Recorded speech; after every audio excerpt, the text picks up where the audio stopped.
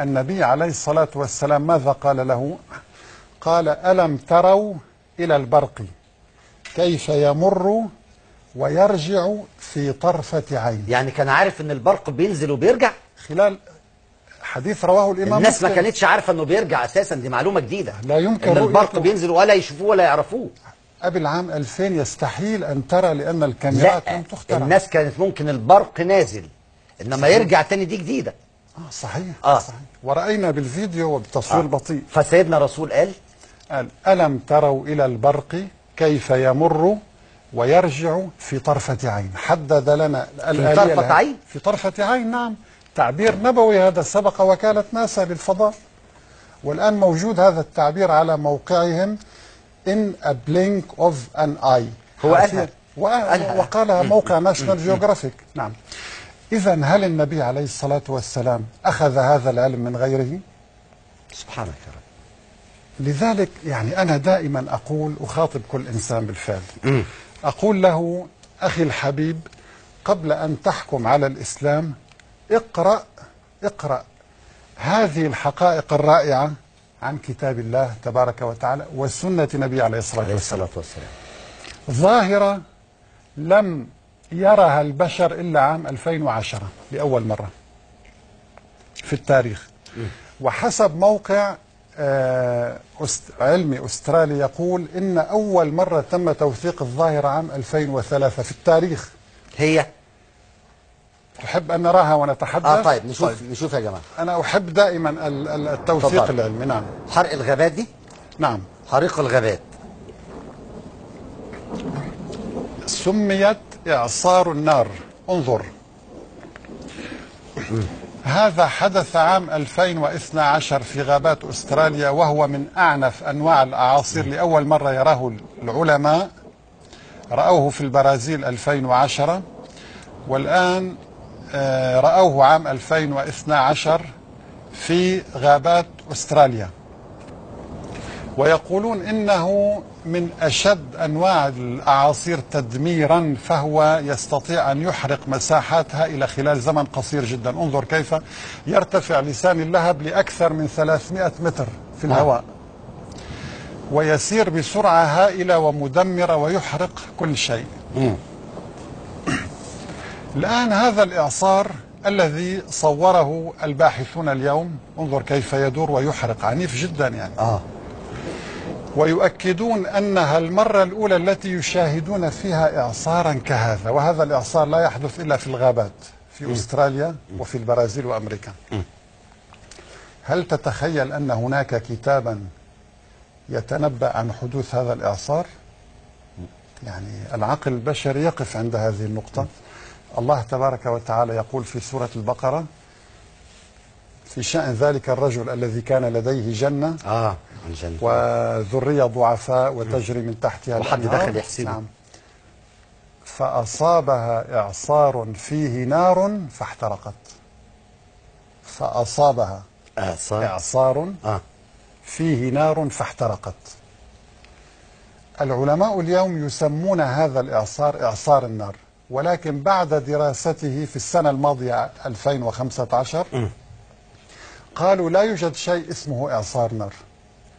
هناك إعصار عادي يتقدم دوامة من الهواء، وهناك حريق ونيران، وتدخل هذه النار داخل هذا الإعصار. إذن التعبير العلمي الدقيق هو إعصار دخلت فيه النار.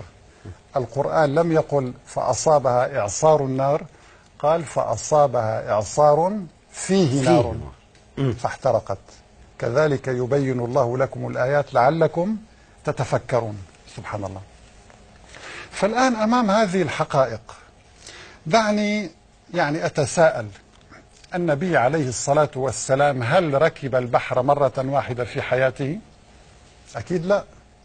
يعني معروف لكن بيروح رحلة الشام ما كانش فيها بحر. ما فيش بحر. اكتشف وطريق الهجرة ما فيش بحر. صحيح. كشف العلماء حديثا على عمق 5000 متر أمواج بارتفاع 500 متر، ارتفاع الموجة 500 متر. ده عند نياجرا وفي الحاجات اللي في البرازيل. نعم، في هناك في المحيط الهادئ. وقالوا إن هذه الأمواج التي ترتفع ل500 متر تحتها ظلمات شديدة. يمكن أن نرى الفيديو طبعا لو أحببت. يعني هذا في بحر لوزان هنا، مضيق لوزان.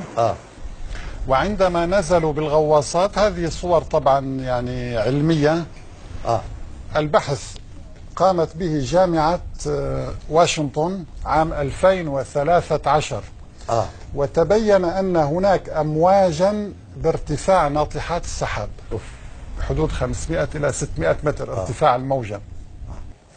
وقالوا هذه الأمواج أعنف من الأمواج السطحية ب10,000 مرة. أعنف، عنيفة جدا. نعم. يعني دي مش تولد كهرباء، دي تولد طاقة نووية. لا عظيم.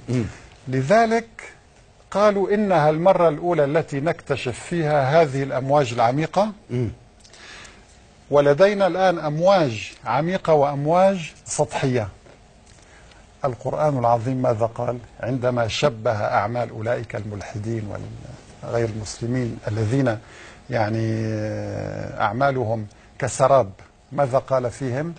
أو كظلمات في بحر لجي عميق يغشاه موج من فوقه موج. انظر. إذا كلنا قرينا الآية دي وعدت عليه. سورة النور. سبحان الله. الملحد هنا تحت. أو كظلمات في بحر لجي عميق 5,000 متر يغشاه موج. هذا هو الموج، من فوقه موج، من فوقه سحاب رتب لنا. سبحان الله. كيف علم النبي عليه الصلاة والسلام أولا أن هذه الأمواج لا توجد إلا في البحار العميقة بحر اللجي، وأن هذه الأمواج موجودة، وأن هناك ظلمات؟ قال إذا أخرج يده لم يكد يراها.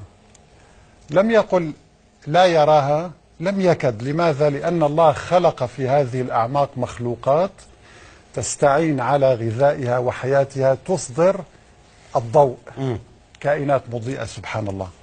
لذلك يعني أنا أقول دائما هذه الحقائق التي نراها. أنت كم مرة قرأت قوله تعالى والبحر المسجور إن عذاب ربك لواقع؟ كثير. طيب دعنا نرى هذا البحر. هل تحب أن ترى؟ اتفضل. نعم، مع الصوت إذا سمحت. مع الصوت لو سمحت. اتفضل. هذا بحر يحدث في جزر هاواي. نعم. هذه حمم منصهرة تتدفق باتجاه البحر وتمتزج مع الماء، وعلى الرغم من الحرارة العالية تمتزج مع الماء. غريبة جدا جدا. نعم. سبحانك يا رب. سبحان الله. سبحان الله. انظر هذا. هل يستطيع إنسان أن يحدثك عن البحر المسجور؟ إيه ده حتى التعبير يعني إيه الرعب ده؟ مرعب. إيه الرعب ده؟ انظر، ربطه بعذاب الله. إن عذاب ربك لواقع. انظر.